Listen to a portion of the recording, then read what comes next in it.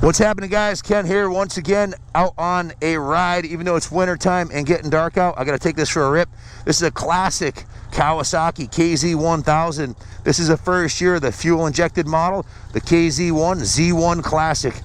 Beautiful, beautiful, beautiful custom, factory custom bike with chrome on the tank, gold rims, triple disc brakes, fuel injected, loaded with chrome, all original handlebars, grips, levers, tank, seat, fenders.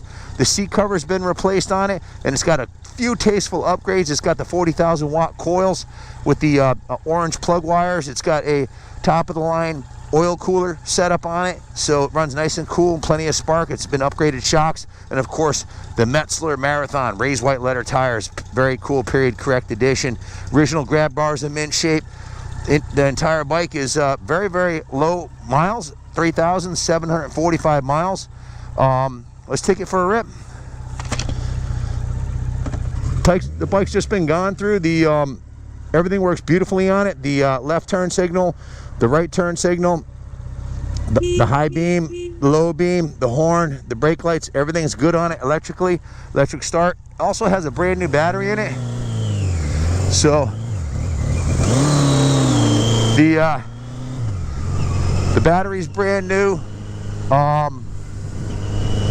The gas tank was just cleaned out. This one was also done by Jeff Castine at All Sport Cycle.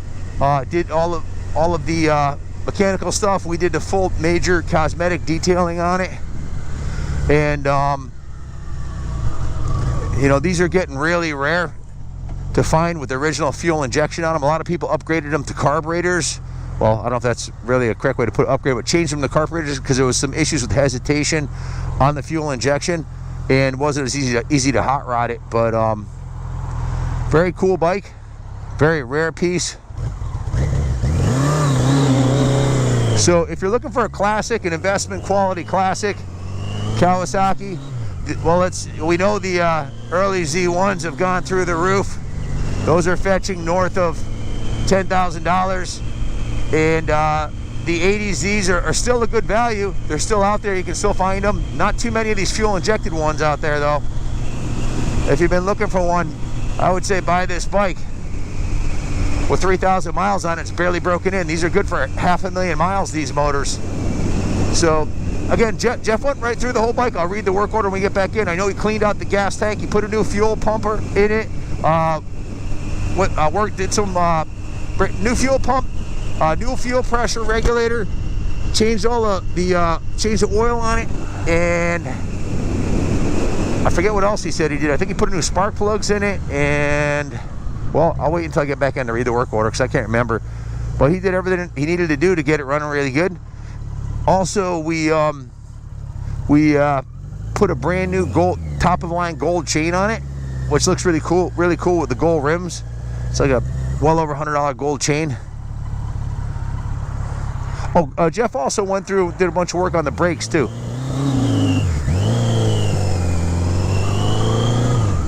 He rebuilt the rear brake calipers. I'm pretty sure the front brake calipers too. Super smooth running bike, over 3,000 RPM. These things really got a lot of horsepower. For many years, this same motor was used in drag bikes because they're super durable. Cranks last forever, and they can take a lot more horsepower than they push out stock. So it's totally under stressed in the stock configuration. Clutch and transmission feels brand new. Well, because it's only got 3,000 miles on it. There's no miles on this bike.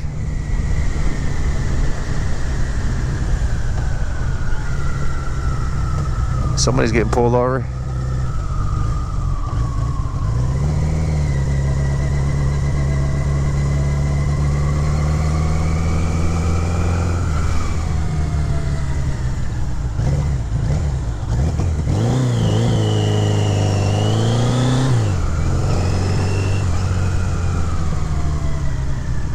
Cops don't mess around in this town, that's for damn sure. They pretty much shut down the drug trade in town here, the heroin drug trade. Marijuana is legal right over the border in Mass, but it's not legal in Connecticut, and of course heroin's not legal anywhere. But that's the biggest problem I think they had.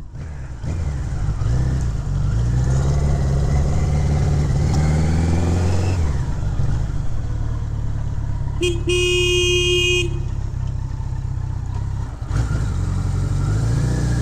1814, they didn't have double doors. I wish they did, though. Thank you. Definitely a real head turner. When we went down to Daytona last year, Kenny rode his 76 Z1900, and he had to put a not for sale sign because everywhere he went, people were all over it. And certainly this would have the same effect.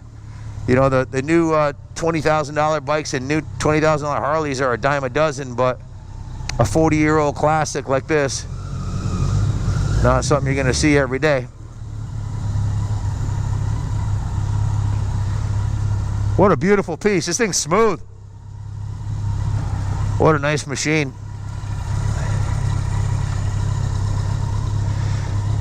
Very cool factory custom with the chrome gas tank and the additions the previous owner put on it, the raised white letter tires, along with the Z1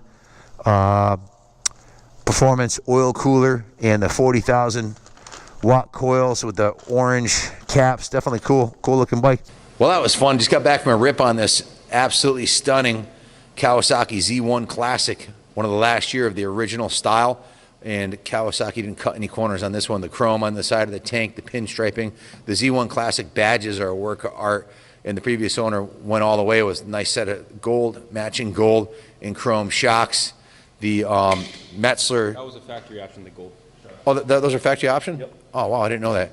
Metzler raised white letter tires, and she's just a beauty. Runs like brand new, which is to say, good. But the fuel injected ones had a little hesitation under 3,000 RPM, which this one has. But there is a company that has a solution for that. Redline Cycle Parts. Check them out online. They do a lot with these fuel injected bikes. They use a different throttle position sensor to get rid of the hesitation, and that's a pretty easy upgrade to do. So, yeah, but most of these bikes had some hesitation. That's why people would put, if they're going to race them, they'd put the carburetors on there. But for a daily rider, it's fine. So, again, Jeff cleaned and flushed the tank, replaced the fuel pump because it was clogged from sitting, I guess. Changed the oil, installed the brand new battery, cleaned and serviced the fuel pressure regulator, installed new fuel lines, and cleaned and serviced the fuel petcock. So he also rebuilt the rear brakes, drained and flushed the fluid out, and honed the rear brake caliper before reassembling it. So there you have it, folks. Came back to our shop where we gave it the full Monty detail. Total of the service ticket between the detailing and the shipping to back and forth and everything else was $1,749. So just a beautiful original classic. For classics that you plan on purchasing for an investment or actually riding, the Kawasaki chain-driven 4s are some of the best. I'm talking about reliability and starting up every Sunday when you go to take it out. They get a lot of stairs. This is coming from a guy who has a Z1 as a daily rider. Something we keep in the showroom that always starts right up and is problem-free. So, also, the front brakes have been upgraded with a braided stainless brake line, which is a nice upgrade from the original spongy stalkers.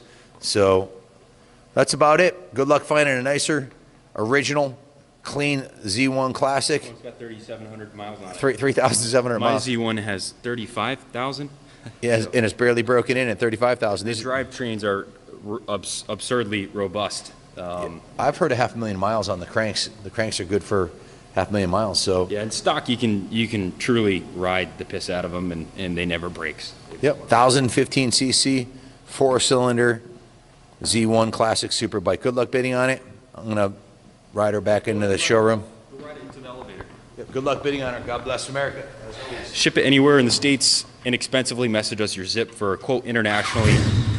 Inexpensively can get you a quote including import duties and tax. Electrically, the bike is flawless. New rubber, brakes have been serviced, chain drive's been adjusted, new plugs and wires, all the idiot light works. The gauges look brand new, all the idiot lights work electrically. It's a 10. What a beauty.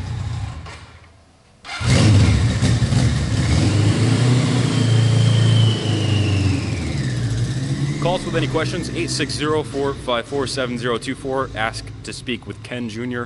or Cody. Happy holidays, guys, and God bless America.